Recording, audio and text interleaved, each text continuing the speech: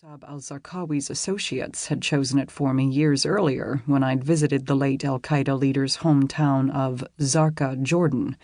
The Zarqawi associate had bragged that this abaya, which had pink embroidery, was one of the nicest styles in the shop, and the fabric was thin enough to be comfortable even in hot weather. Since then, it has become a sort of good luck charm. I always wear it on difficult assignments. We were to meet Abu Yusuf along the Turkish-Syrian border, not far from the border crossing at Reyhanli.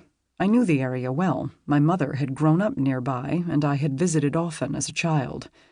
I said goodbye to my post colleague Anthony Fiola, who would stay behind at the hotel, leaving phone numbers he could use to reach my family in case anything went wrong.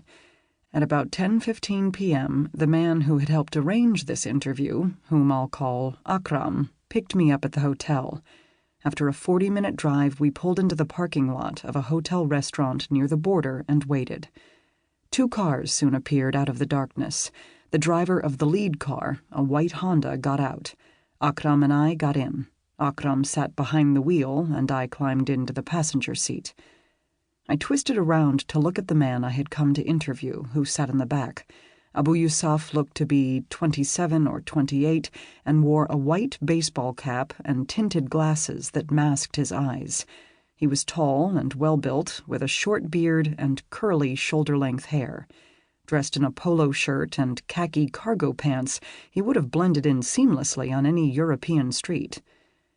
3 older Nokia or Samsung cell phones lay on the seat beside him.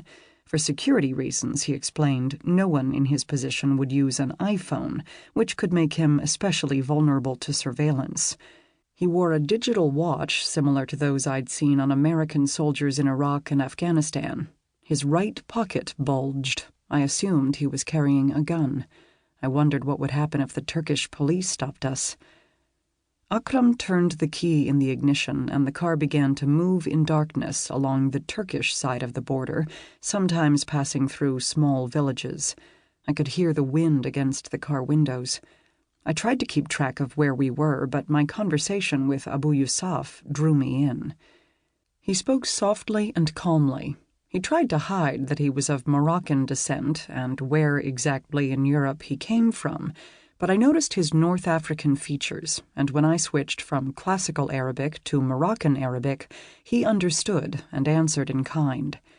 It turned out he had been born in Morocco, but had lived in the Netherlands since his teens. "If you want to check my French as well, just tell me," he said, smiling. He also spoke Dutch. I would learn later that he had been trained as an engineer. As we drove, he explained his vision. ISIS would free Muslims from Palestine to Morocco and Spain, and then go farther, spreading Islam all over the world. Anyone who resisted would be treated as an enemy. "If the U.S. hits us with flowers, we will hit them back with flowers," Abu Yusuf said. "But if they hit us with fire, we will hit them back with fire, also inside their homeland. This will be the same with any other Western country." ISIS had plenty of resources and expertise, he told me. In fact, the group had begun quietly establishing itself long before it appeared on the world stage. Its members included educated people from Western countries, highly trained security officers from Saddam Hussein's presidential guard, and former al-Qaeda acolytes. "You just think we have nutcases coming to join us?" he asked. "No, we have people from all over the world. We have brothers from Britain with university degrees and of various descents, Pakistani, Somali, Yemeni, and even Kuwaiti." Later I would realize that he was also talking about the guards that several ISIS hostages would dub the Beatles, Jihadi John and 3 others with English accents. I asked what had pushed him to join the group.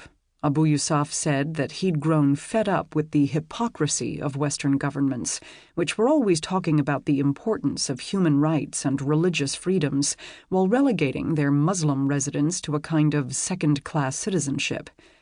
"In Europe, look how we have been treated," he told me. "I wanted to be in the society I grew up with, but I felt, you're just the Muslim, you're just the Moroccan, you will never be accepted."